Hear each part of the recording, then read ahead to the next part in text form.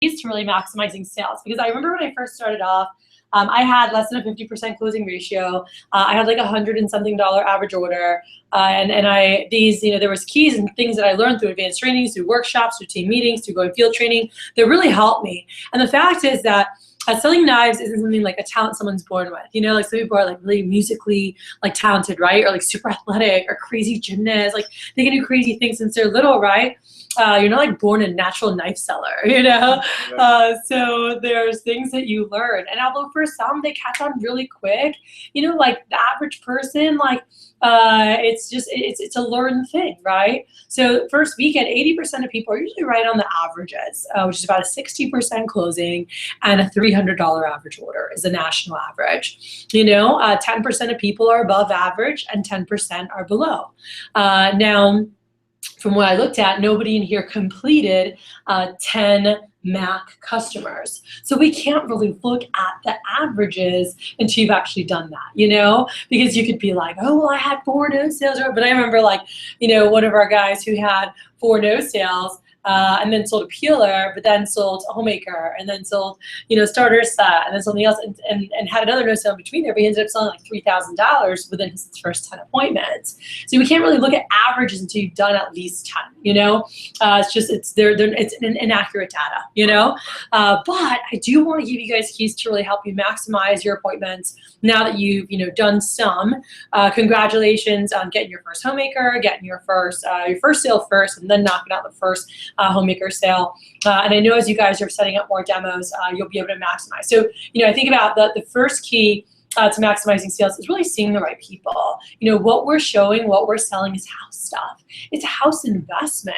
So if someone doesn't own a home, it's so silly for them to make an investment into a home that's non-existent. Does that make sense? It's like once you own a house, that's when you spend money for nice things in it. That's when you're like, man, I want to get that nice refrigerator, that nice bedroom set, because you're planning on it being there for a while. Okay, and knives are the same way. When you buy a good set of knives, it's a household investment. It's an appliance that you use. What's cool is that with Cutco, they buy once, use every day, and they have it forever. And there aren't many things that you can say that buy once, use every day, have forever. So you guys can feel really stinking great about that and what you represent. It's not something people just buy every week because there's a new one on sale, right? You can do that with clothes. You can do that with shoes. It's not like, oh my gosh, honey, there was this refrigerator. It was on sale, so I bought it.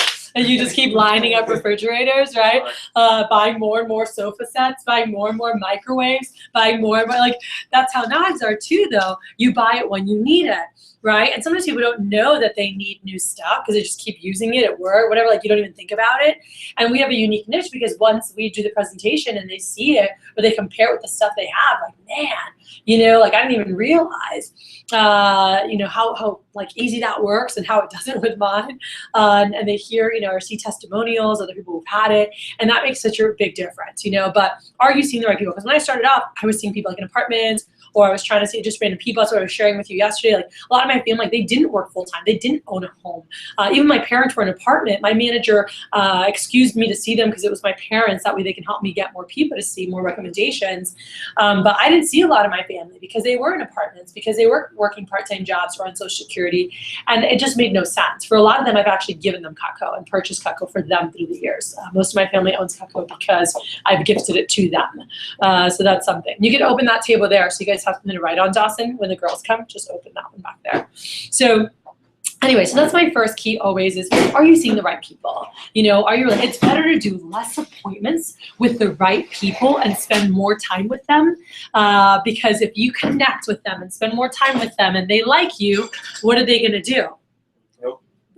Help you, and they're going to recommend you to all their friends, okay? The more they like you, the more connected they are to you and what you're up to, the more they want to be a part of that. So that's something my manager, I remember him telling me, he said, Kathy, it's better for you to do less demos with the right people and spend more time with them, hang out, chat, whatever, and sit and go through their whole stinking address book and see what happens. And I remember doing that. And so I saw my mom's old boss. She was a Mac. She bought a couple $100 or whatever. She didn't really cook much, but I got Mac friends of hers. I saw my best friend Julie's parents. They actually had Cutco. They'd had it for over 20 years.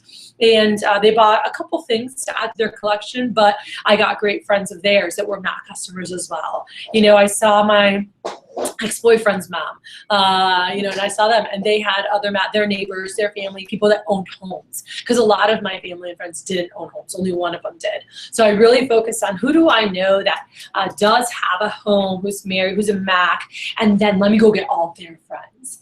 And I went from, you know, barely hitting my first commission my first weekend to, by the way, selling almost $8,000 that next week. From after leaving like a workshop like this, I sold over $8,000 that next week. It was $8,600 I ended up for the week, so just shy of $8,000 with my first weekend sales. And then my average order went up, things went up, and things started to click, you know. And I want to give you guys some keys out. So again, first thing, see the right people. Cool, see math customers. The second thing was following the manual, following the program. And this was, you hear it, right? Oh yeah, follow the manual, follow the program. But it really like walks through. It has all 7 steps. And I'm gonna give you guys some keys through it to things that I wanna make sure you focus on and you hit. There's things that I know like I left out, plus I have some little Kathy additions that are some of my favorites that really make a huge impact. And what you're gonna see is just, it's little things that make a big impact, or just things that you need to be aware that you wanna make sure to accomplish. That way you get the results, cool? So if you guys open your manual, well, first of all, you walk into the customer's house. What's the first thing you're doing? Are you diving in and you're like, what's up? Let me show you these knives, all right? What's the first thing you're doing? All right, yeah, we're connecting with them. All right, your first objective is I want to make them want to adopt me, okay? Or like marry me into their family, depending what situation you're in, you know? But you want them to be like, oh my gosh, you want them to be like, dude, you got to come for Thanksgiving. Like they want you to like come around for parties. I've been invited to so many of my customers, like parties, events, whatever, because, you know, how do you connect with them? And there's tips to connecting with them that start from on the phone. You know, on the phone, you're like, oh, thank you so much. I can't wait to meet you. You know, and it comes from just being grateful, you know, and like being interested, like asking questions. So even on the phone, when you're talking to your aunt's friend, or even when you're catching up with your best friend's mom, or even the initial appointments you're booking up, hey, how was your week? Hey, what are you guys up to next week for Thanksgiving? You know, what plans you guys have? And just chatting. And it's like, hey, you know, and that's like when you're, like, hey, the reason I was calling, I started this new job show in Cutco. You know, part of my training, I have to do some initial appointments. I'm doing it for the training. You don't have to get anything, I get paid just to do it. I'm actually trying to get 10 appointments for this weekend, or I'm trying to get 4 appointments a day to stay on track for a big goal I have for the week, and I still needed 2 more for today, or I still needed 2 more for tomorrow, and wanted to see if there was any chance you could squeeze me in a blink or blank time, right? And they get a time, it's like, oh, I can't wait to see you, super excited to catch up, can't wait to show you, like, you know, that you're gonna love the stuff, but just the program and how it all works, like I'm really excited about being able to, you know, move up with the company, or I'm really excited about being able to win a scholarship with the company, or I'm really excited about, you know, whatever it is you're excited about. For me, it was usually contests, advancement, and scholarships that I always talked about, you know, with my customers. And you want to talk about those things because that's what they get excited about, and that's what they're excited about being a part of, you know? So that doesn't start just on page 1 of your manual. That should be starting on the phone. When you're like, hey, thanks so much. I can't wait to see you at that time. Like, this helps me so much for my scholarship, or this helps me so much for my contest. I'll tell you all about it when I get there. I'll see you then, you know? So they should be looking forward to your demo. So when you guys walk into the door, it's like, oh, you know, now, by the way, a sincere thank you.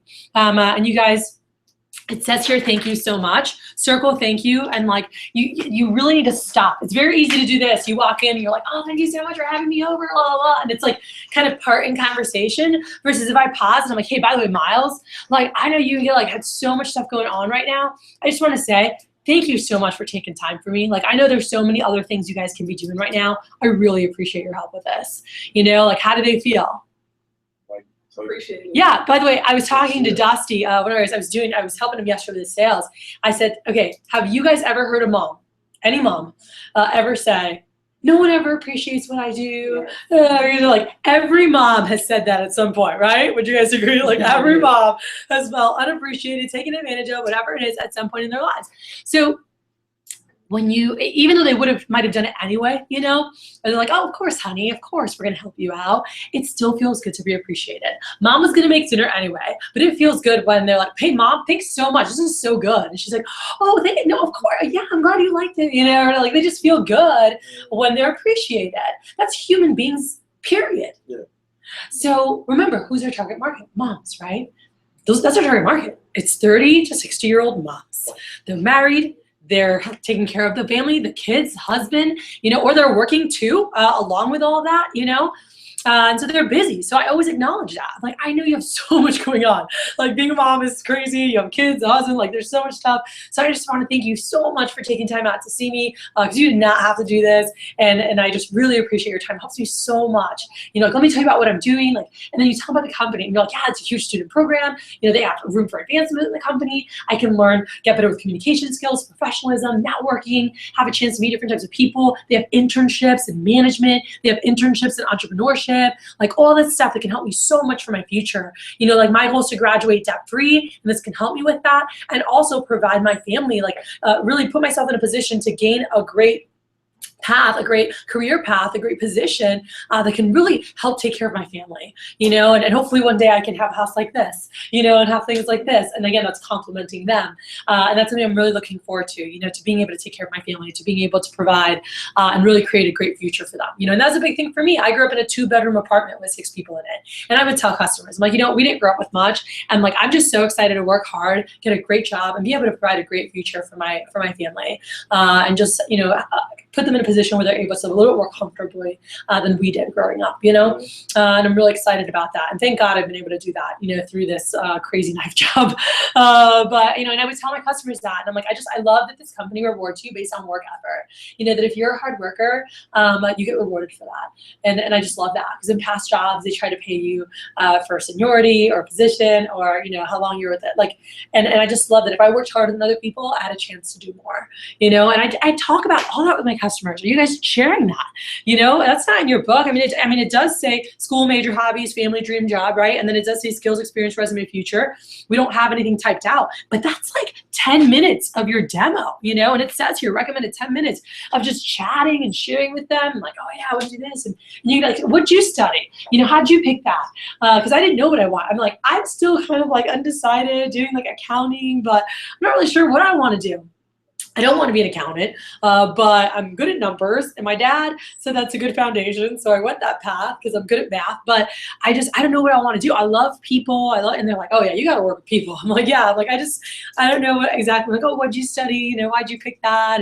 And just them getting to share about them, right? What happens? You're more connected. Okay. And so the more they get to share with you, the more connected they feel and excited they are for you. And right at the beginning there, you know, you share them like, oh, so these are my contests. And so you share with them, hey, so I have this contest in my first 10 days. Okay. It goes until next Monday. I have a chance to win all these products. I can win a trip to Cabo San Lucas. I can win a limo night, like all these different things happening. The trip is for $20,000. So if you want to just, you know, write me a check for 20 grand, that'd be awesome. You know, and then I can take my wife on a great vacation. Or then I can take my mom and go, and they're like, oh, I'm like, yeah, no, oh man, all right. But like, make them laugh, have fun with them. So it's like, hey, I want to win. And by the way, the region trip is Cabo San Lucas. So you can be like, there's a 4 days, 3 nights, all expenses to Cabo. If I sell $20,000 this week. So if you want to write me a check for 20 grand, that'd be awesome. All right. They're like, ah, no, all right. You're like, and then that's where you're like, hey, just keep a lookout. Keep a lookout. I always tell people that. I'm like, keep a lookout. If you guys see anything, you know, for gifts, and you guys see here where it says Cutco's awesome. You can buy sets or pieces. We have tons of, you know, gifts and accessories. We also have monthly free investment options. And that's where I say here, I'm like, just keep a lookout. You know, like I said, you don't have to get anything, but if you do see something you like, get it today. Not only are you getting a great product, but it'd be helping me out too. I'd put a star next to that. So where it says, like I said on the phone, put a star next to that. All right, and right above it, just put keep a lookout. And you guys can also add, there's awesome things for gifts, right? I always bring up, hey, if you guys need anything for Christmas gifts, weddings, birthdays, those are things I always bring up. If you guys need anything for any holidays coming up, right now it's Christmas, but holidays, birthdays, weddings. All right. So make, hey, keep a lookout. If anything for weddings, birthdays, holidays, anything like that. We've got awesome stuff. Like I said on the phone, you don't have to get anything, but if you do see something you like, you know, definitely let me know. And you say, you know, you just read from there. You guys crossed out the PANA thing, right? We don't have the PANA anymore. So it says with any purchase you receive a 1-year subscription. We don't have that anymore, the PANA. All right, so you're just talking to them like, hey, keep a lookout. And then guys, here's an extra phrase that I always throw in there. Here's one of the things that if you want to sell a lot, and I learned this, you want to say, It's not cheap. It's an investment. It costs more, at least 10 times before you ever get to prices. And I'll show you where it's already in there in a bunch of places, but we'll add a couple extra ones. And one of them was right here. So once I told them that, and I'm like, hey, keep a lookout, I'd say, and by the way, so you guys can add this here on the bottom, write small, all right, write small.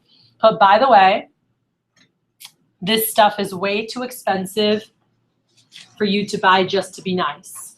So by the way, this stuff is way too expensive for you to buy just to be nice. You probably want a manual, so you can make it your master manual and write notes so you can highlight and say, this is when I run advanced training, things you want to, or like sales workshops. I always have this. Yeah. All right, so by the way, this stuff is way too expensive for you to buy just to be nice. I'm assuming you didn't put away a couple grand waiting for the knife guy to come by or knife girl to come by. So by the way, this stuff is way too expensive for you to buy just to be nice. I'm assuming you didn't put away a couple grand waiting for the knife guy to come by.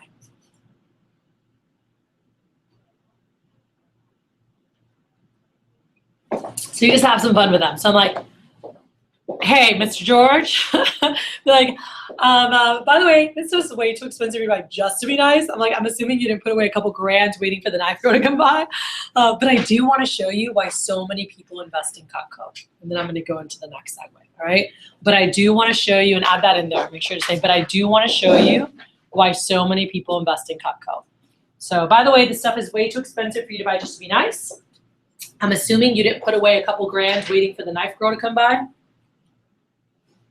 Or knife guy to come by. All right, so by the way, this stuff is way too expensive for you to buy just to be nice. I'm assuming you didn't put away a couple grand waiting for the knife guy to come by. And they say, but I do want to show you why so many people invest in Cutco.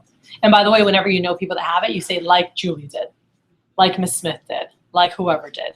So I'm like, but I do want to show you why so many people invest in Cutco, like that. And so, and as I sold and as I bumped into people who had it, I can name drop. Like I found out the youth pastor from my church sold Cutco in the 80s. And Kevin and his wife, like they had Cutco. A lady from my church, Elaine Anthony, she had Cutco from 1952. Lady from my church, Barbara Bourgeois, she worked in my youth group. She had Cutco from 1976. My best friend's parents had owned it for over 20 years. Later I found out Grandma Tanaya had Cutco since 1957. You know, and so as I ran, and they didn't even know they had it because it was so old. And they didn't know. I was like, oh my gosh, I have that. Then I could keep name dropping people, and that gave me a lot of confidence too. You guys good? All right. So that's all step one. That helps you guys out. All right. By the way, if you can nail that first section, which a lot of people don't do a great job with really connecting and sharing goals, that's, by the way, that is when it's going to get you your biggest sales. As long as you do the other stuff is more technical, and I'm going to teach, that's really easy. This is not technical. This is an emotional and trust. And those are the two of the three biggest parts of a sale are emotional and trust, by the way, the emotional connection and the trust factor. So through chatting with them, through catching up, through sharing your goals, through all that, that's where they're like, wow, that's awesome. And they're like, you know what, let me see. And now they're watching the presentation, like, let me see if I see anything that I can give as gifts. Let me see if I see anything that we could use because I like this kid and I want to help them out with what they're doing. Okay, I'm always going to do business with someone I know before someone I don't know.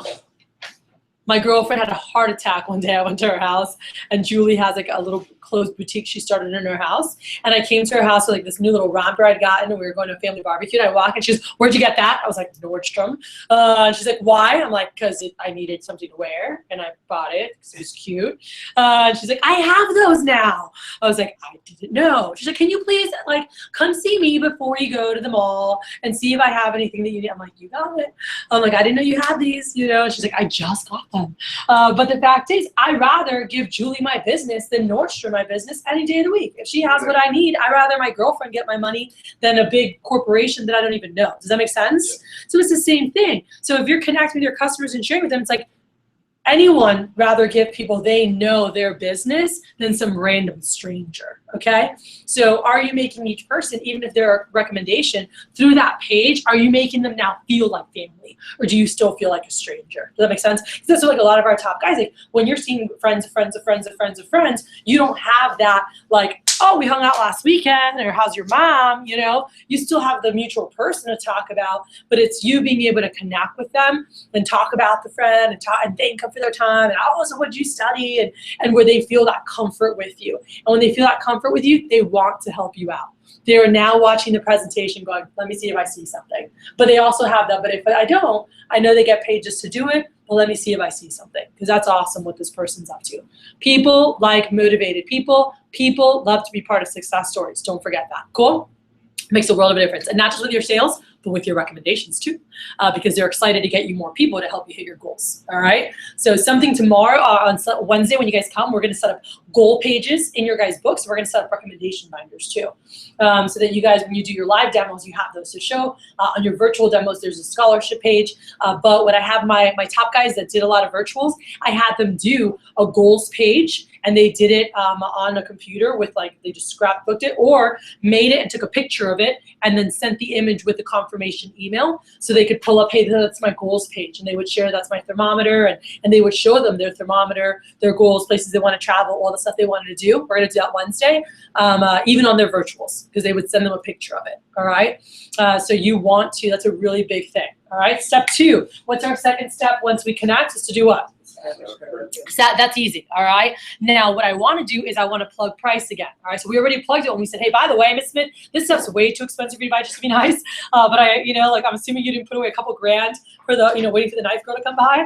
Or I teach the top guys who close on Cutco Kitchens to say, I'm assuming you didn't put away 7 to 10 grand to redo your kitchen today. But I do want to show you why so many people invest in Cutco like Julie did, all right? So let me tell you about the company. Now we go into company, all right? So you're like, oh, before we start, you can grab your favorite serrated edge, straight edge, steak knife, and whether it's live or virtual, you want them to grab their knives out, okay? Because you want them to, at least even on a virtual, they can look at it, like, ooh, when you're talking about common problems with common knives, they can see what they have. Even though they're not going to physically do the comparison on a virtual, you still want them to have their knives out, all right? So they grab their knives. You're like, all right, they have the penny, anything, you go through and let them know, hey, I'm going to tell you why Cutco's a top selling brand, yada, yada, yada, and then we start about the company. So as you go through about the company with your customer, all right, you're sharing the facts about the company. You're like, hey, since 1949, all Cutco knives have been made in America. Everything's made here in the United States in our factory in Olean, New York. And you're talking about the facts of the company. You have here where all the facts are of the company.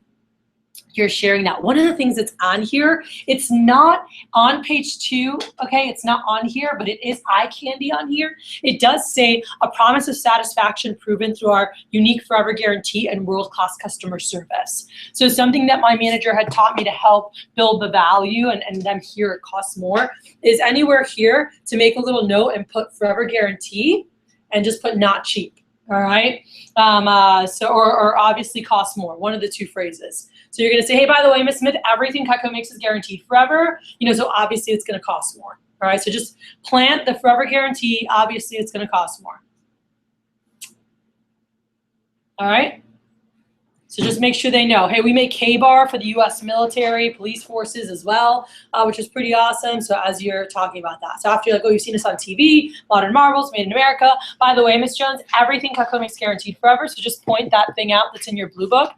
And you're like, everything's guaranteed forever. So obviously it's gonna cost more, all right? And by the way, we are also the proud producer of K-Bar, which is used by the military forces like the Marines and police forces nationwide. Cutco is also involved with many local, and national charities, and so you're talking about that. So to start off, I want to show you 2 products to demonstrate the quality of Cutco. And we're going to show them. Now, on the virtual, it doesn't have the peeler right off the bat. So you're just, if you're doing a virtual, you're saying, well, let me show you the scissors. Check this video out. Click here. So they go to there. And they see the super shears. And guys, when you cut the super shears, sometimes they ask, how much are those, right? And sometimes they don't ask. They're just like, wow. All right, I always want to bring up the price. Now, what I didn't, when I was new, I remember someone asking me, how much are those? I'm like, oh, it's not that much, And my manager's like, actually, you want to say the opposite. They're actually the most expensive pair of scissors they're probably ever going to buy, but they buy them once. They use them every day. They're not for the rest of your life. And they can pass them on generation after generation, you know, so not forgetting that. And I think that's really cool too. And when you see someone, even if they're a little bit older, you know, can you have them engrave the family name on them and just put like the last name? That's pretty cool. You know, they can pass that down to like their grandkids and great grandkids. And it's like, these were like grandpa scissors or, you know, whatever it is, pocket knife, K-bar knives, but doing that. So right here, when I cut the penny, you always want to bring up price. And so what I want you guys to do, make a little note somewhere around Super Shears, but high quality, obviously not cheap. All right, high quality, obviously not cheap.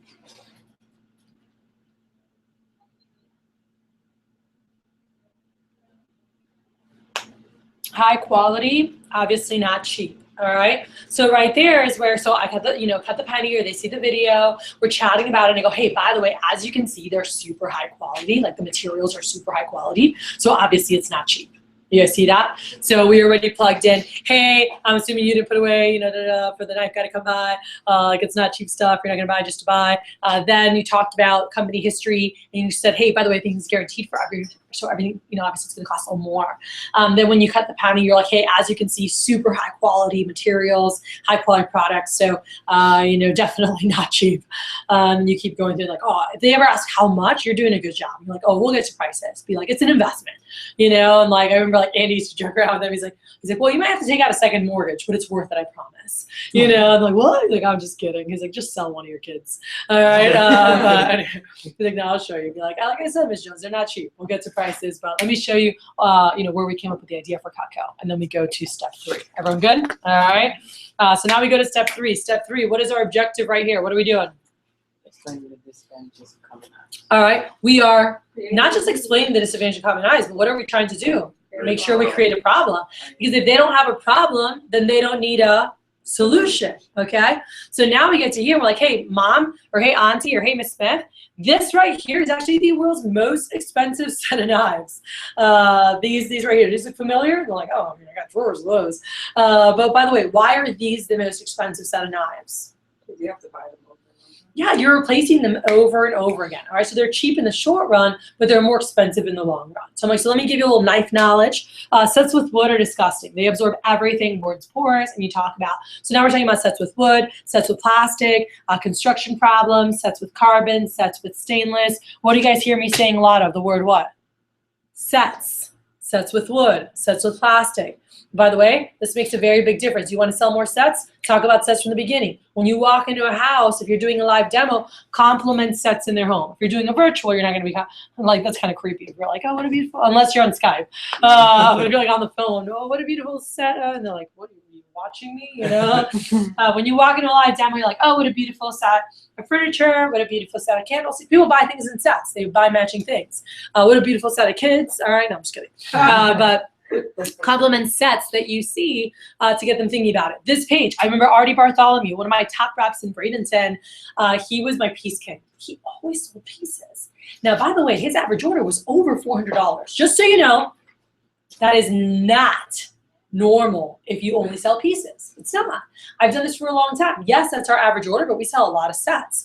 If someone sells a lot of pieces, their average order is typically around $200, okay? It's like 150 to 200 typically. So he's got like a 450 average order, sells piece all the time. I'm like, that's impossible, Artie. What are you doing? He goes, yeah, they just want to get pieces. I'm like, no, absolutely not. I'm like, I've done this for a long time. I'm like, you're doing something wrong. He's like, no, I do. He goes, come watch me. You know, and so I remember watching his demo. He did a fantastic job, by the way, with his demo. But he never said the word set, ever. Knives, let me show you this knife, and it was all like knives, knife. Never did he ever say the word set. And at the end, he sold some knives, as he always does, and he would sell like a 90% with like a 450 average order.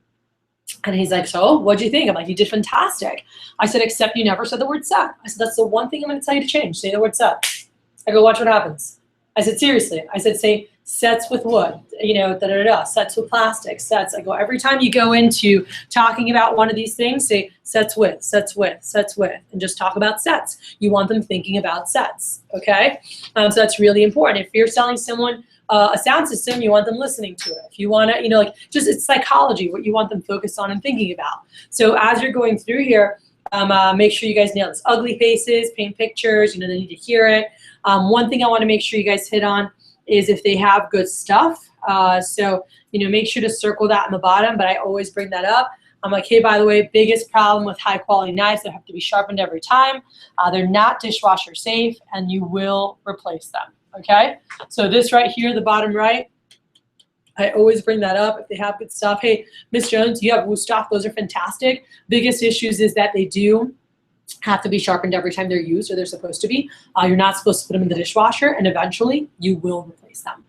They're fantastic, but you will replace them. So let me show you ours. Now we're going to go over. So again, a problem needs to be created no matter what. If they have Wusthof, Henkel, Shun, Global, like a good set of knives, guys, two things. One, they like quality, and two, they know quality costs money. All right.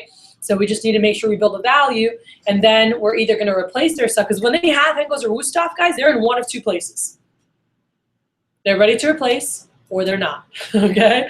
If they're ready to replace, I have something called a trade-in special. They can trade in their old stuff, by the way. You know how you trade in a car at a dealership? Guys, and they can get discounts. They can get free stuff for trading in their old stuff. Pretty cool? Like someone could trade in old falling apart knives like this, okay, which one of my customers did, and get $200 off on the Homemaker set. Or pick out $350 of whatever they want for free. Do you think customers would be excited about that? Yeah. By the way, that's how he sold his first Homemaker, but he did it with a can. All right, he did the can special. All right, because right now, because of Thanksgiving coming up, we're doing donate cans for our food drive, and they can get discounts or free stuff. All right, but they can always trade in all their old stuff, and if it's we'll always recycle it. So if it's decent, Goodwill or whatever charity, they'll reuse it, and whatever's not, they're gonna recycle it. So I'll show you guys that. So that's awesome. That helped me close so many sales, was the trade-in. Like when I learned the trade-in, I was like, oh! And I sold sets like crazy, because customers are like, wait, what? I'm like, yeah, if you trade in some of your old stuff, and they're like, wait, like this? Like if I give you like this? And I'm like, yeah, how much do you think you'd get at a garage sale? They're like, I'd have to pay someone to take it. I'm like, cool. You can get like $200 discount or get $350 of whatever you want for free with that Homemaker set. Would you be interested in that at all? Yeah.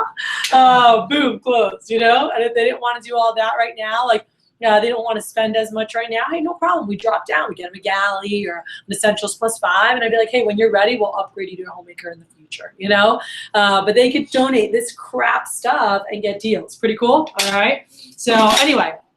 Make sure you guys create a problem. If you don't create a problem, they don't need a solution. Everyone good so far? All right, step 4. So now we go to building value for the solution. So you guys go to page 4 in your manual. It says features and benefits of Cutco. All right, features and benefits of Cutco. So there's 5 features that make Cutco the best. All right, and guys, you can add a little phrase right here, but let me tell you why they cost what they do. So I always tell them that. So top of page 4. So you say there's 5 features that make Cutco the world's finest set of cutlery. Let me tell you why they cost what they do. That's a little Kathy money phrase. Let me tell you why they cost what they do. And you're like, how does that feel in your hand? Like, oh, wow, that's so nice. I'm like, yeah. But by the way, how do you hand it over? Andy Janti, by the way, right here. Where's he? He's hiding down there. Andy's at $2.3 million in sales. Has over $1,000 average order with a 95% closing, maybe 94% closing. All right, he's been selling Cutco for a long time. He is known as the Haitian sensation. He's hysterical. When he hands a knife over, he polishes that sucker like he's handing expensive jewelry every time. And he polishes it, and he's like, you ready? You ready, Miss Jones? Okay. Yeah, he's like known for his sound effects and all, so he's so funny. He does his demo, and he's like, check that out. He's like, how does that feel? And they're like, oh, wow. He's like, isn't that so nice? He's like, check this out. You see how it locks? And you talk about it, but it's just like, how do you hand it over? Just how you handle it can show more value, right? If someone grabs a knife and they go, oh, it's nice, and they just put it down, he's like, okay, where was I? Oh, sorry. He's like, he's like, are you kidding me? This is a Rolls Royce of knives, how do you treat it? How do you handle it? That's a big deal, and customers can tell by just how you handle the knives, how you hand them over, So keep them looking nice. You have your cutting board out, and this would be, standing right on your cutting board, and on the demos, I always do that. where I'd stand it up, you know, right there. So you had it, boom. So you have it on the cutting board. So they just like put it down wherever. You're like, let me tell you about this, you know, and you're like, so the first feature is the wedge lock. I'm like, how did that fit in your hand? Did you see that? Like, check out how it fits left, right. And you're going to find a way to put it back in their hand like every time you can. You want them holding it. You know, they put it down. You're like, all right, cool. So the second feature is the thermal resin material. And this is actually similar to what's used for like bowling balls, football helmets, inside of dishwashers, but it's never going to chip, crack, or break. It's a very expensive material to use, but it's worth it because it's dishwasher safe. And look here, Chuck, look, you see how it's kind of marbled? And they're like, oh yeah, you know, and you're just like finding ways to get it back into their hands. But something you're going to notice here is every time you go through a feature, what does it say right here on feature 1? The second bullet, what does it say? This makes Cutco more expensive, all right? And I remember when I was doing, I was like, I don't want to say expensive, I don't want to scare them, I don't want to, oh, I can't buy it. Like, no, it's expensive in a good way. It costs more. It's the best, you know? Like, when you buy expensive stuff like that, it's good stuff. So letting them know, like, hey, this costs more. Hey, it's expensive, but it's worth it because, and that's why it's followed by that. Because if you say expensive, that could mean not worth it. But we're saying, no, it's expensive. So it's how do you deliver? You're like, oh, it's expensive. But it's, yeah, you're not going to have a lot of sales, right?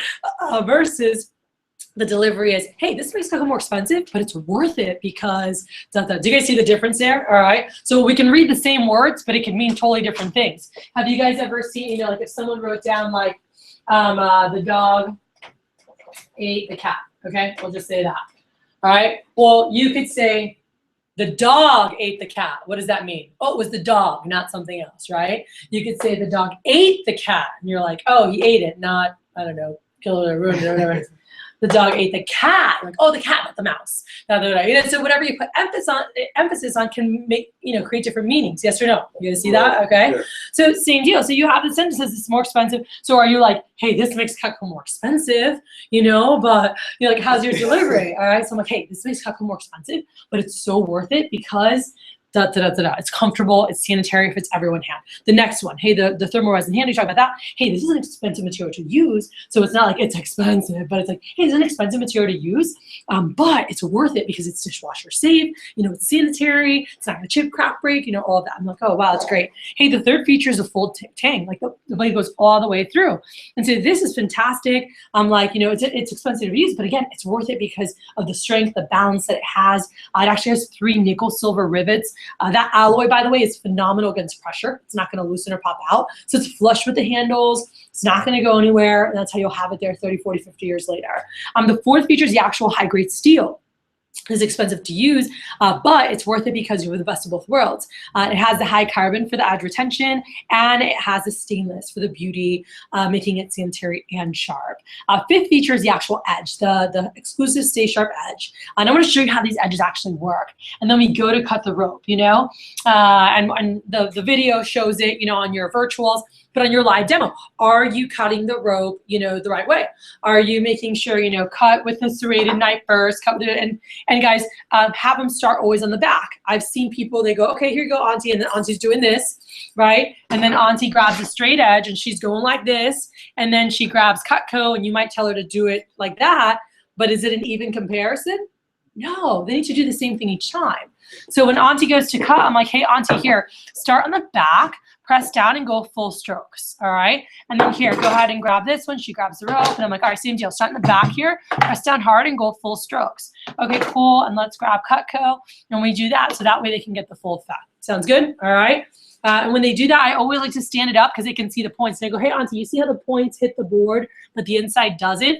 All right, that is our exclusive Stay Sharp Double D edge. It has 3 straight edges protected by the points. It cuts forwards, back, and down.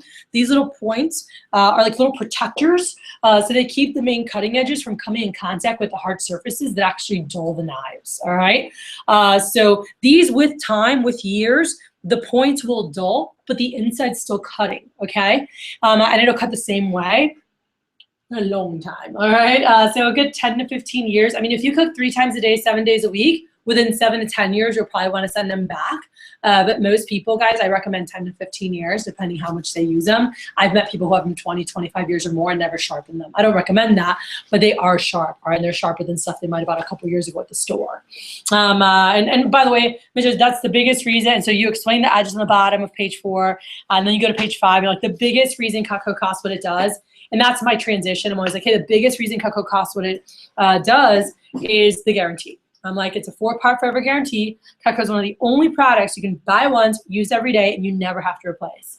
All right, product is your proof of purchase. You can pass it down generation after generation.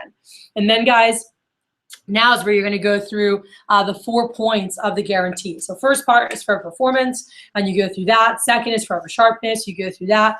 Third is misuse or abuse. Fourth is unconditional money back. You guys hit all that.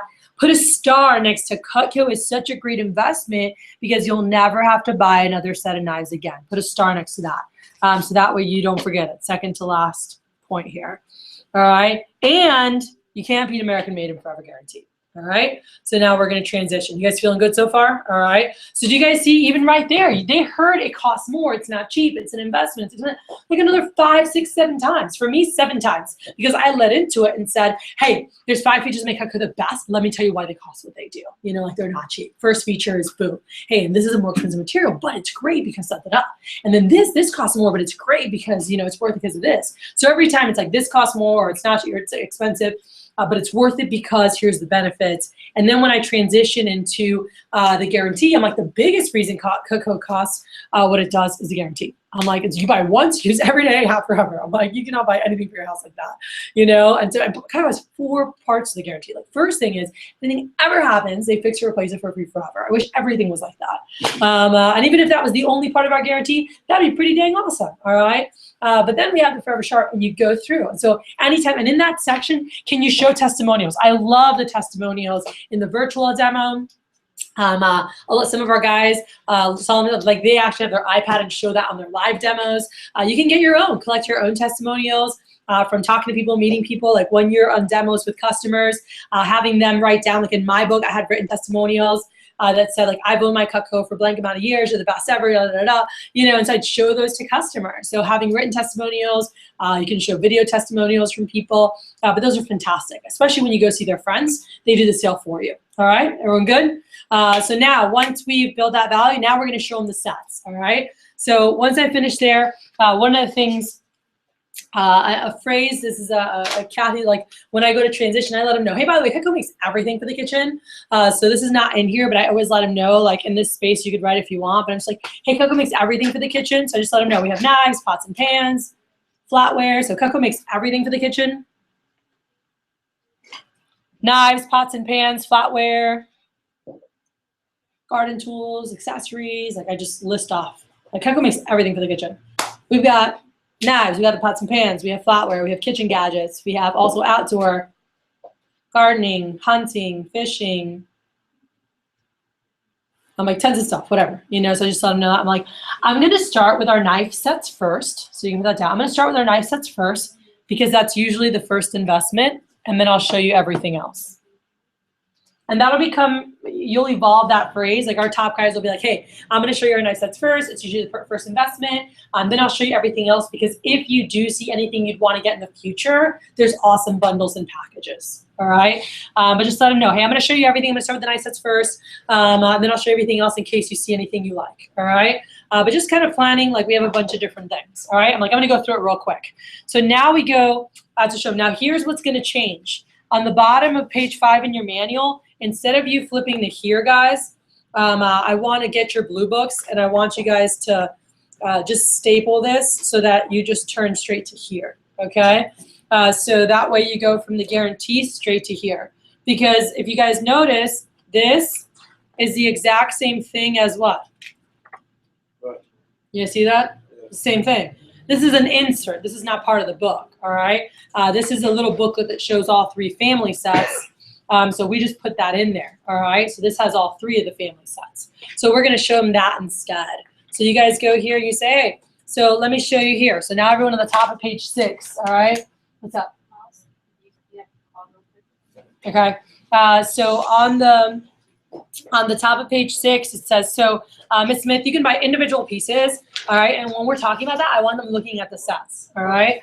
In the demo, it shows in the picture of the homemaker, and then you have, like, you go through the individual pieces, right? So here, you're like, hey, you can buy individual pieces, but most customers agree that over a lifetime, sets are a much better value. Oh, here's the map. Sorry. I like this. All right.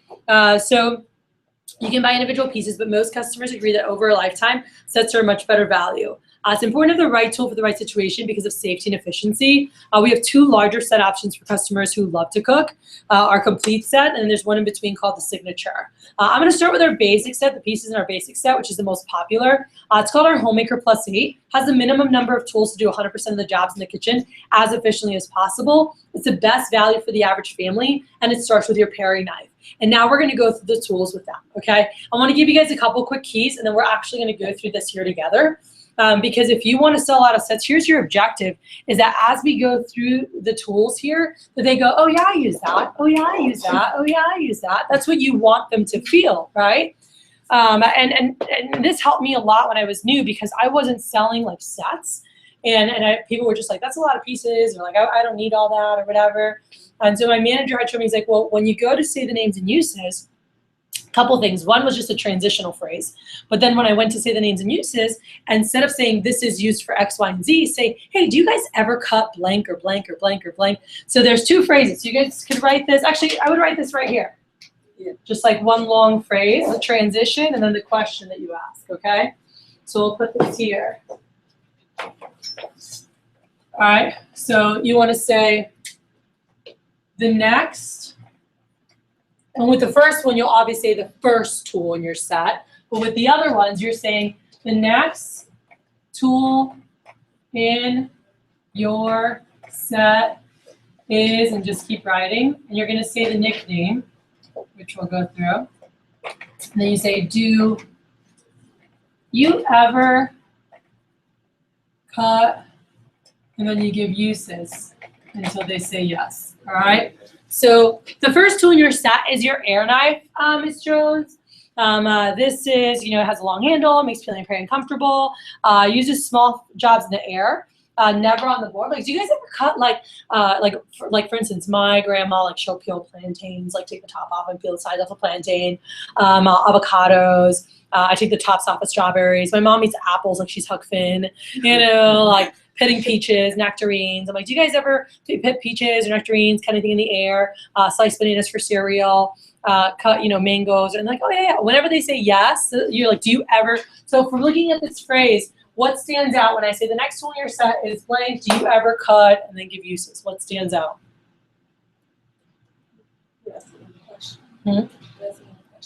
Yeah, what things stand out in here? There's a lot of like keywords that we use. Set, yep. We're saying the word set, so good job catching that. What else? Tools. Tool, there's different tools for different jobs. What else? Do you ever? Yeah, because it's not like, you have to do it every day. It was like, hey, do you guys ever cut this? Because again, this is not a one-time purchase or for the month. They're gonna have this the rest of their life. Like, do you guys ever cut this or this? Or they're like, oh, yeah, all right. So that's gonna give you a yes much quicker because again, our goals and they go, what? Oh yeah, we'll do that. Oh yeah, we'll do that. All right, so that's what that becomes. And then we're also saying the word your, which brings ownership. Because they're like, well, what's the next tool in my set? What's the next tool in my set? Anyone in sales knows this, by the way, and sales people will comment on it. I remember Ben Abdallah, one of my customers, he bought $2,000 worth of stuff from me. But I remember doing the demo, and I'm like, oh, the next tool in your set. He's like, oh, my set? And he was like in pharmaceutical sales, and I was just like, yeah. And he goes, oh, just checking, go ahead. And I went there, and at the end, he's like, oh, you're so good, and your ownership, and you're heading on, and your prices down, and bringing it down. And he was like so excited. He's like, yeah, you gotta come work for me. I'm like, no, I'm good. I was like, I just made 50% off your sale. But he didn't know that. So the next tool in your set. So every time you go through, I'm like, oh, so the next tool in your set is your small utility knife. All right, so like whatever's in the quotes, I always use the, whatever's the nickname of it. So the first one, the paring knife, is the air knife. With the trimmer, I say the small utility. With the spatula, I just call it spatula or sandwich knife. Then the large utility knife, then the turning fork. Then you have your heavy duty, right? Then you have your delicate chopper for the chef. For the slicer, the bread knife is what I call it. And then the master carving set, I just call it the master carving set. So it's real simple, and it helps you learn them too. I'm like, you've got your air knife running in the air, you have your small utility for small fist-sized slicing, you have your spatula for sandwiches and things and dishes, you have your larger utility for medium-sized fruits and veggies, turning fork for turning and serving, you have your heavy duty, you have your delicate chopper, you have your bread knife, and you have your master carving set. So it makes it easier for customers too when you guys are showing the sets to go, this has the air knife, it has the large utility, it has the delicate chopper, it has the bread knife, and they know exactly what it's used for, okay? So it helps them connect with it. And again, you want them to be like, oh yeah, we use that, you know, if you want them to connect with the tool. So as you guys go through, that helps you connect more with your customers. So I want to show you guys, and we'll so you guys can see some of the stuff here. So we'll do that, and then we'll dive into. We'll take a 5-minute quick break. I'm going to show you guys how to make sure you guys use some of the stuff here real quick, and then we're going to dive into closing. Okay, but that's all your demo tips so far. And then we'll go into closing. So I want to ask you guys real quick, from the stuff we've gone over so far, what do you feel has been most impactful so far that you feel can make an impact in your demo immediately to help you impact your sales? Reinstating how expensive it can be. Okay, so building the value and saying it costs more expensive. What has been the, from all the That's stuff what I we've was gonna say, Okay, honestly. okay, cool. That helped me a lot, by the way. That was a big thing for me. What were you going to say? The level of confidence you have in your presentation. Yeah, stuff's the best. You know, the more you use it, the more you'll see that, but for sure. All right. So, and they feed off of you, your expectation, your confidence, your belief in it, your excitement about it. They feed off of it. That's why I was telling you on the phone yesterday. I'm like, you're like at a 7, your customers at a 4, right? So we were talking about this. He was having no sales. And I said, they feed off of you. How excited are you? Like, and you don't have to be like animated as I am. So if you're quiet, your nonverbals can do a lot. One of my friends who started before me had sold 50 grand, won a scholarship. Him and I both won scholarships my first summer. He coached me. Peter Sheets was the most quiet introvert guy who spoke about this loud. And he'd always walk around like this. And he was in my honors classes, and Peter was so quiet. I'd be like, hey, Peter. And he's like, hey. I was like the annoying loud girl. And he was just like, hey. And I'm like, what's up? And we do homework and stuff together. You know, I was the cool nerd. He was just the nerd. But I was like, Peter, you know, we go through stuff. And then when I started selling Cutco, I had no idea he worked there, all right? I'm like going into my junior year of college. I've known him since freshman year. We've been in honors together. There's only 30 kids from each grade that's in honors college. And he like walks into the office to grab rope. And I was like, huh? Like, I see Peter. And John Hoffenberg's like, oh, this is Peter Sheets. He's one of our students from Palm Beach Atlantic University. He's in the honors college there, computer information systems major, like introducing him. And I'm like, what? I'm like, and he's like, oh, you know, God, he's here, you know, and I was just like, he's like, and Peter's just standing there, and my boss, John, was like, oh, Peter, any tips for the training class, you know, and Peter's like this, he'd always like pull down on his shirt, he has his polo on, and he's just like kind of pulling down on it, he's like, well, I don't know, just like cut stuff, you know, and like, let them cut stuff, like they like it, and just, I don't know, just do a lot of appointments, you know, it's a numbers game. You're gonna have good ones. You're gonna have bad ones. Just do more. Just call. You know, yeah, cut stuff. Do more. Call. That's not my keys, but I gotta go, John. I got a demo. You know, and I'm like, what? I remember seeing him at school. Like, how do you do this job? And he's like, you're gonna do great. You love people. But I remember, I'm like, I have to see him because he was one of the top sellers. And I went to watch his demo. His demo was like this, you know. But he's like, oh, Miss Jones, like, check this out. You know, and he's like, oh yeah, and he's going through. And he's like, oh, you gotta look at this one. And his eyes and his mouth, I was like, oh my gosh. And you could see that he really believed in it. His mom had owned Cutco for 25 years. Yeah. And he told me, he's like, oh, I grew up with this. He's like, everybody loves it. He's like, seriously, like Cutco sells Cutco. He's like, you sell you, Cutco sells Cutco, but they need to see that you believe in it. And they need to feel that you believe in it. And that's why he sold so freaking much. And it made a huge impact in his sales. And you'll see that. And that's why I was telling you, I'm like, you gotta be, so Andy, he's like, oh, you got, Miss Jones, you ready? Check this out, you know, and he's like always so excited. He's like, I want to be at like a 15 in energy level, excitement and enthusiasm on my demos because I want my customer to be at an 11 or 12. That's how he sells 95% of the time with $1,000 average order. So this customer is fired up, you know? So where are you at in your level of excitement and enthusiasm makes a huge difference in the results you're going to have, all right? So let me show you guys these real quick so you guys can stand up so we can walk through. Make sure you guys know how to use these, all right? Because, and this is cool too, especially when you're doing your virtuals, to be able to share stories of you using it. Did you get the grapes, by the way? Or did we forget those? Okay. Unless maybe I'm just. I don't know. Probably messing up. Maybe I deleted it from the Oh, text. no, mine, I just didn't. Okay. It's cool. All right, so let's go through this real quick. So we've got only a couple things here. So I wanted to see if there's a tomato or anything in my fridge, a grape or tomato, so you guys can see. I always loved taking carrots, and you could buy carrots for $1, so I could have it for the week for my demos. I always loved taking carrots and a tomato or a grape to my demos. Even if they hadn't done groceries, we could at least have that. On my killer demos, I would take a pineapple. Like if I'm a Mac daddy, like the customer's like, oh, they love to cook. They were a Mac that like loved to cook, or a Mac that throws parties all the time. Come over here, girl. Then I would be like, I'm spending $2 at Fiesta and I'm taking a pineapple with me, all right? Because like that sale is done so. I mean, you see it on the virtual demo, right? When he's cutting it, or she's getting it, it's just like, shh, shh. Like I'm gonna show you right now. Oh my gosh, it's amazing, all right? So this right here, so when you guys are starting off, so the first tool in your set is what? All right, air knife, right? Let's get those nicknames down so that way you guys can say, hey, Miss Jones, the next tool in your set is your air knife. All right, how do we use this? In the air, right? So again, if this was a banana and you're cutting bananas, for cereal, my mom, she eats apples like she's Huck Finn. So she'll just, whether she cuts a nice cut like this, or if she just like takes a chunk of it off and just like eats it off the knife. I use it for topping off strawberries. I use it for bananas for cereal. I use it for avocados and take the pit out. But anything in the air, never on the board, okay? And I don't know if Mary Lou went over this, like rules to using knives. There's 2 rules to using knives. Did she teach you guys that yet? Okay. So this is for you guys to learn how to use your tools. Number 1, never use a straight edge for dragging motion, okay? So anything that you go back and forth with is always protected by a double D edge. Cool? So if you ever see any of our knives with a straight edge, does it go like this? No, never, okay? So if I see you guys do that, I'm gonna stab you with it, all right? So it's meant for something else. It's meant for chopping, it's meant for whacking, it's a fillet knife, or it's an air knife, but it's not meant for back and forth motion if it's a straight edge. That's the first rule. Second rule when learning how to use your tools is you always wanna use a knife that's 2 or 3 inches longer than what you're cutting. It's the safest way to cut. So if I'm cutting something small, all right, with a really big knife, that's more dangerous. If I'm cutting something big with a small knife, that can be dangerous and I can cut myself. It's using the right tool for the right job. Like there's different clubs for different uses, different shoes for different uses. I don't use high heels to go running. Shoes are to protect your feet, but there's a right tool for the right job. So when they're using the right, whatever the right tool is, it's safer, it's more efficient, and it's more enjoyable, okay? So this is your air knife, again, for the air. My grandma, she's like peeling potatoes, she'll use her air knife. She does it much better than I do and faster. But she's like, shh, and she does everything in the air.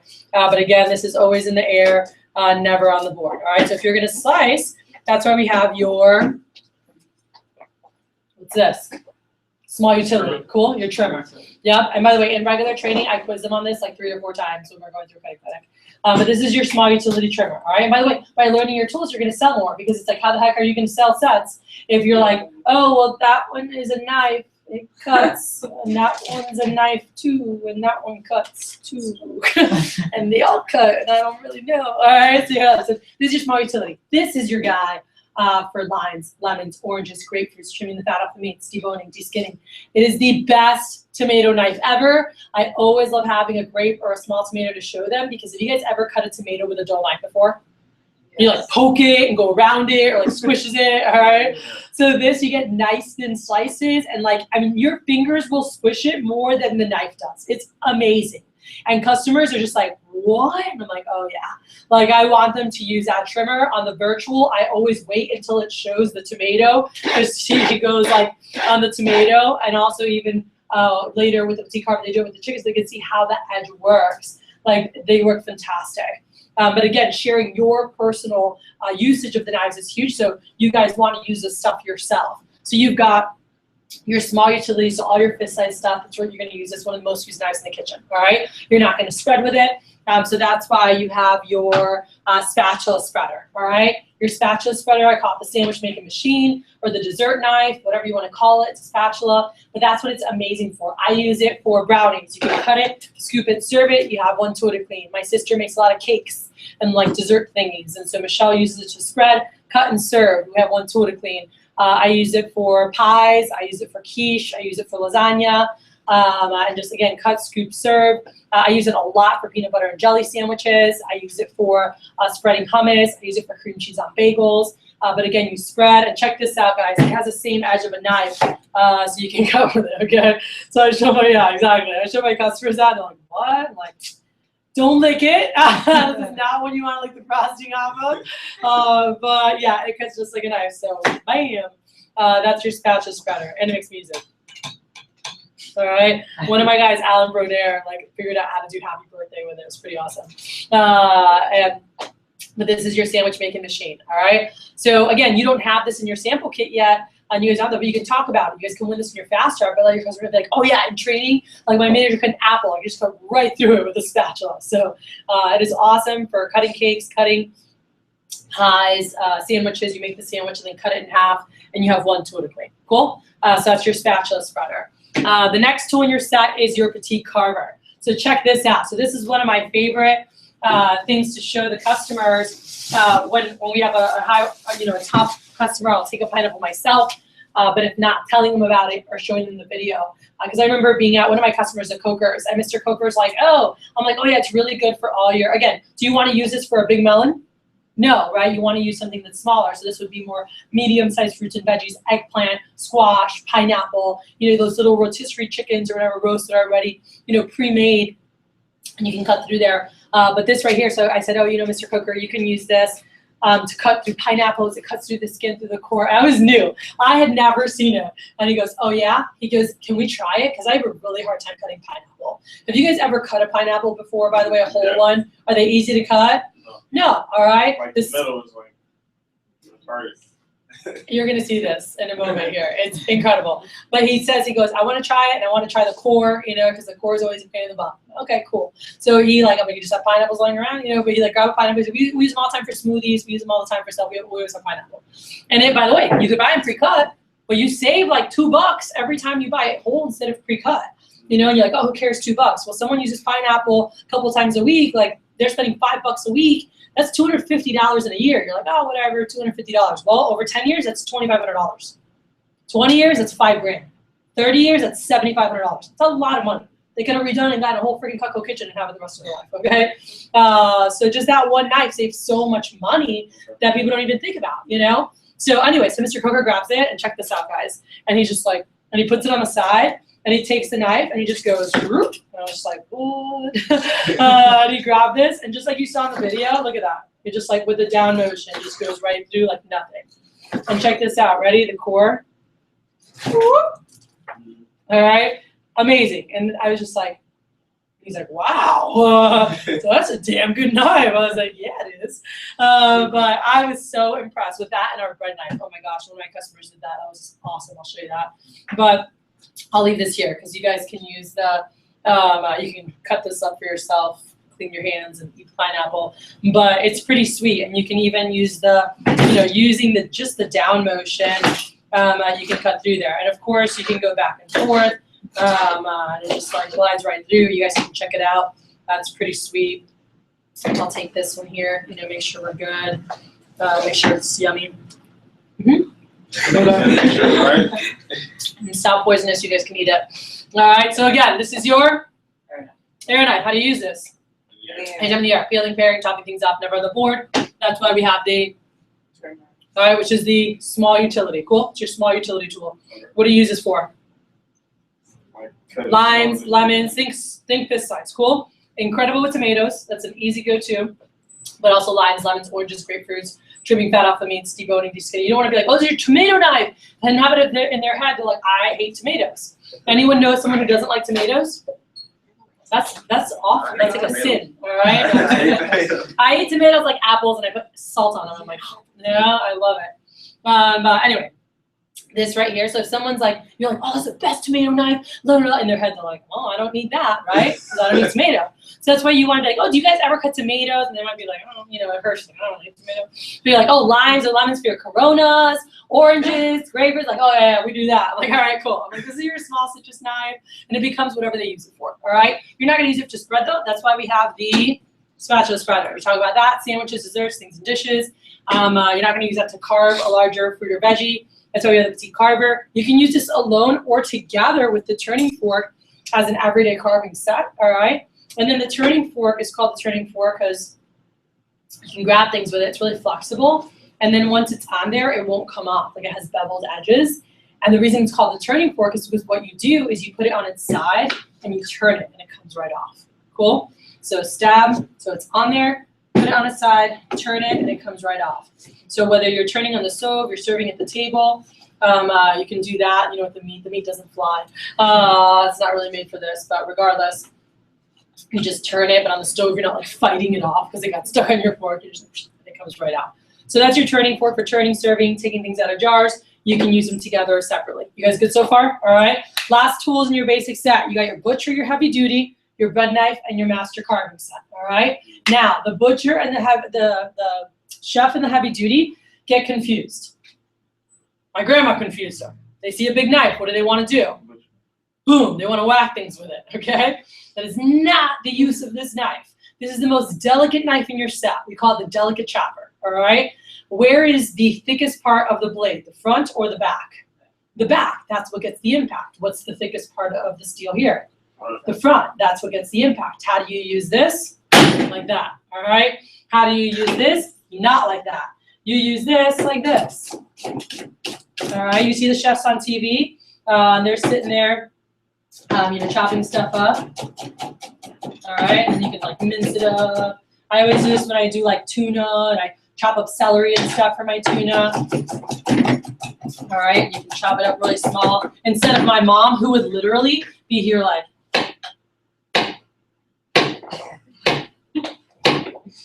you know, and if you want them smaller, she'll like sit there versus just like, all right.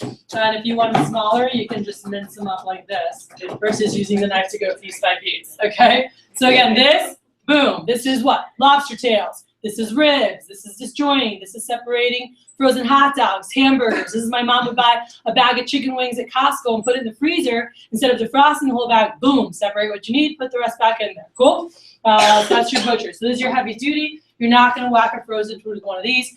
Like, and we have, by the way, Cutco makes 3 heavy duty knives. This is the protector of your basic set. Big Papa is in the complete set, all right? It's a knife that's used in a similar fashion, but it's 1.2 pounds. You can pound and tenderize with the side of it. It's great for coconuts. And if you do like a lot of hunting, or my family does like a hyena, like a whole pig for the holidays, that's the cleaver. That's what you could use for that, okay? And then the third heavy duty knife is called the Hardy Slicer. That is in the medium and the complete set. That one's not for whacking. It's for hearty slicing. It's tough jobs. Acorn squash, root vegetables that you're cutting through, but you want certain sizes. You don't just want to whack at it. You want it like certain sizes. So it's controlled cutting, like muscling through things. All right, it's one of my favorite knives. If I had to pick one knife to be on an island with for the rest of my life, that would be my knife. Because like I just use that knife so much. So the chef knife, Hardy Slicer, and trimmer, like I can't live without them. I love all my Cutco, but I use those like almost every freaking day, all the time.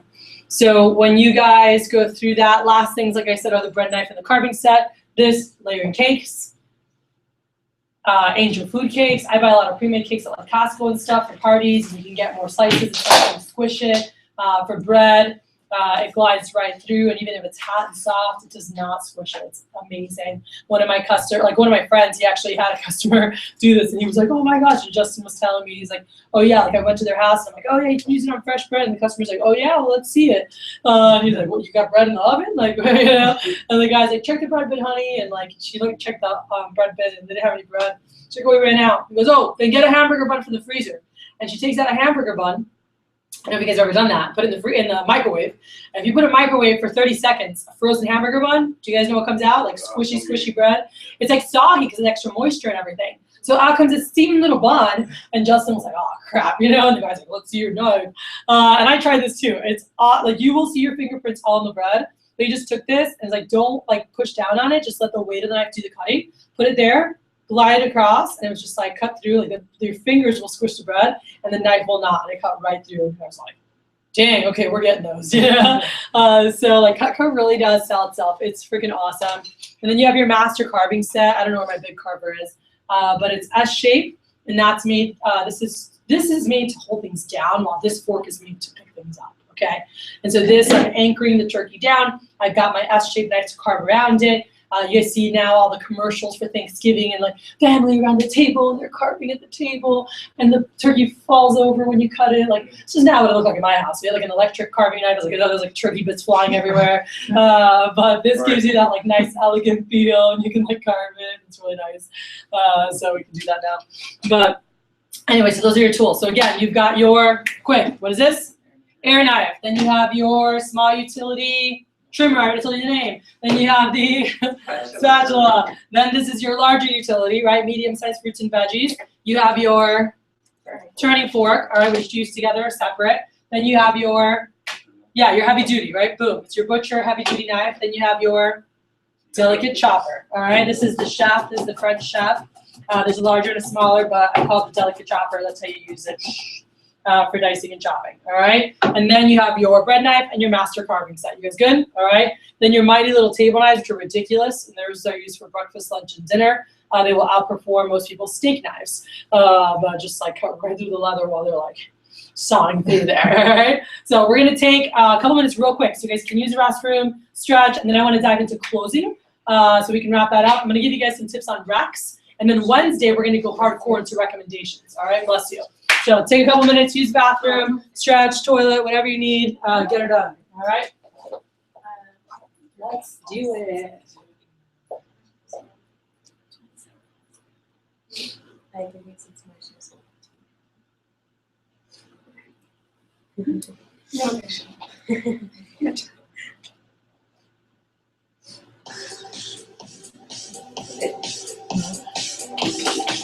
Sorry. We covered a lot. So you guys can watch it. You guys can cut each for pineapple.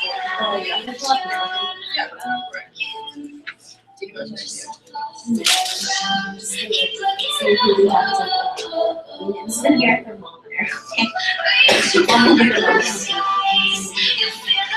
like you dead. Yeah.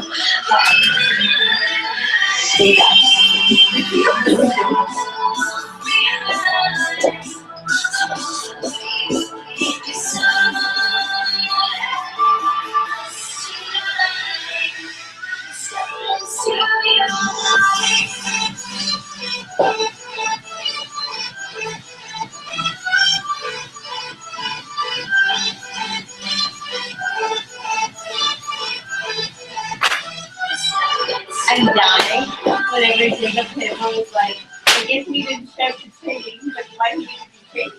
He's like, "Let's do it." So bad. He wasn't even gonna call the people to come day 2. He called him later.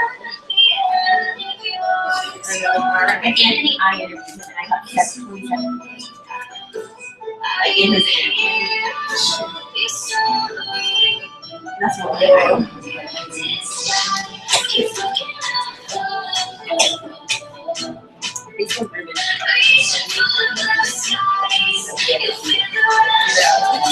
It's like that in every group.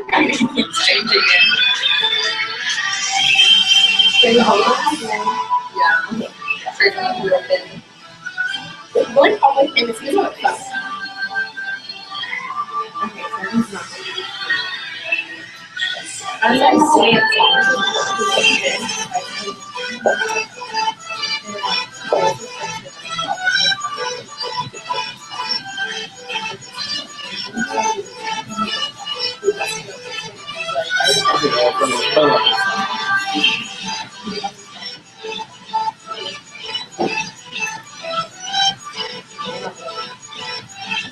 I literally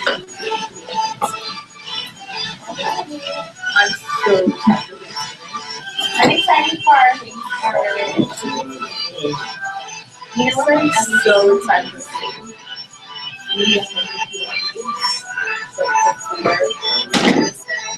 So that he's going to spit all this thing, all this stuff. Oh, I don't know. You're talking about James. yeah. He's not gonna come. He's gonna be out of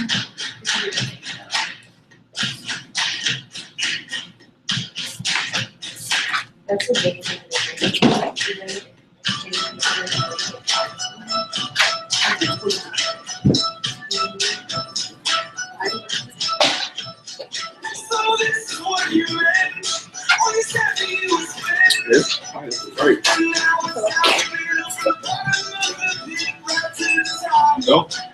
No, you saying you don't like pineapple, but you saying you don't like tomatoes. Yeah, that's obvious. How can you not like pineapple? So I know. It's gotta be like the happy fruit you about to eat. I did them all the time. I mean, it's worse to eat it. Yeah, that's also my mind. So like I can Eat pineapple, babe. Oh, that was my one thing. Yeah. Let's Eat do it. pineapple, babe. No, I see.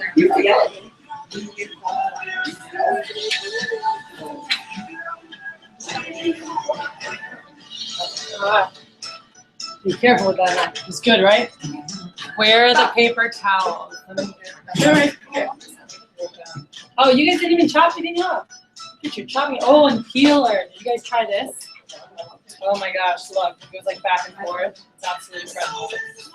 Try it. Look, try this thing. You can even go back and forth. I always have a question with you, or something like, I'm trying going the other way, that won't work. We'll just try it. Wow. It's amazing. You can go back and forth. See how easy that is?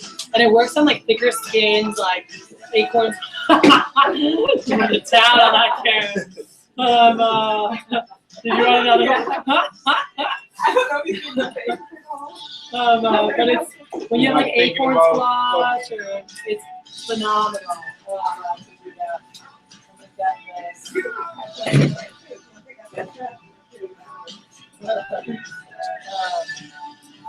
Here's some pineapple. I'll give you one.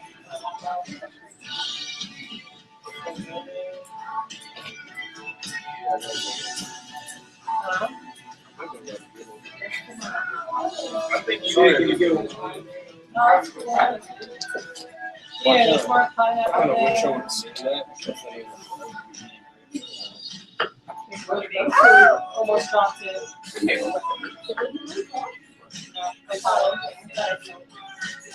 Alright. Anyone else want some pineapples in here? Probably think I'm gonna piece of this. Oh, turn that around. Oh, I freak out without my knives. Always use